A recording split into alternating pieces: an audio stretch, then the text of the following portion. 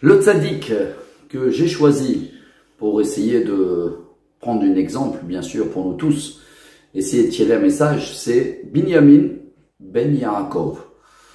Comme tout le monde connaît son histoire, le dernier des 12 fils de Yaakov, le seul qui a été nommé par son père, Benyamin, même si sa maman Rachel, pendant l'accouchement, elle a quitté le monde, et elle a nommé Ben Oni. Regardez Rachid qui dit le fils de la tristesse, et son père Yaakov a rajouté Benyamin. Ben, ça veut dire le fils, et Yamin, c'est la droite.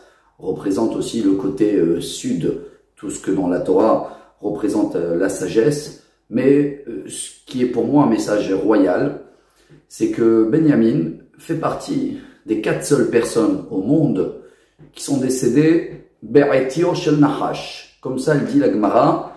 C'est une Gemara, un Talmud traité tunisien. C'est dans Shabbat, page 55. Et là-bas, la Gemara, elle amène la liste des 4 personnes qui sont décédées avec 0 faute. Que à cause du serpent, ça veut dire la faute de Adam et Ève.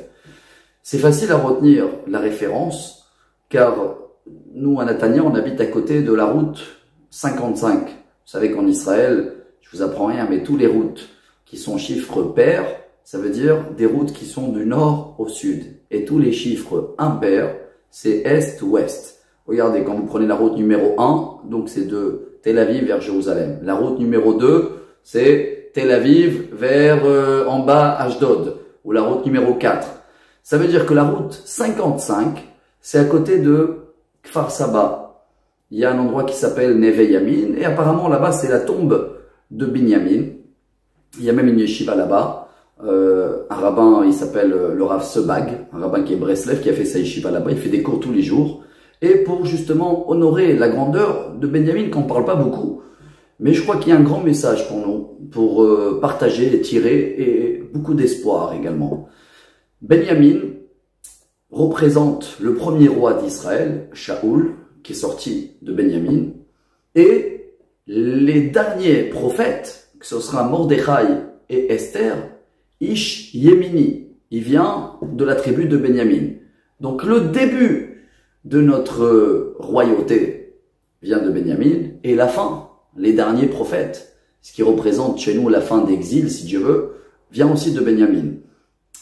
S'il est décédé sans faute, une des raisons, c'est parce que toute sa vie, depuis sa naissance, il a grandi sans connaître son grand frère. Et tous les enfants qu'il avait Benyamin, la Torah, elle cite 10 enfants. Ouvnei Binyamin, Bela Venama, Nehi, Varosh, Mupim, Chupim, Ard, Gera, tous ces 10 enfants de Benyamin portaient des noms qui représentent le manque de son frère. Bela, il dit Rashi, chez Nivlar ben Aumot. Bela, il a été avalé entre les nations. Eri, c'est mon grand frère. Roche, c'est lui la tête. Et Becher, c'est lui le Bechor. Quelqu'un que toute sa vie, il vit que pour les autres et non pas pour lui. Comme Yaakov a béni son fils Benyamin, Ze'ev Itraf. C'est comme un loup, je crois comme ça on traduit en français, mais pas dans le loup du côté dur. Le loup, il est jamais seul. Justement, il est toujours accompagné. Il a une équipe, il pense à les autres.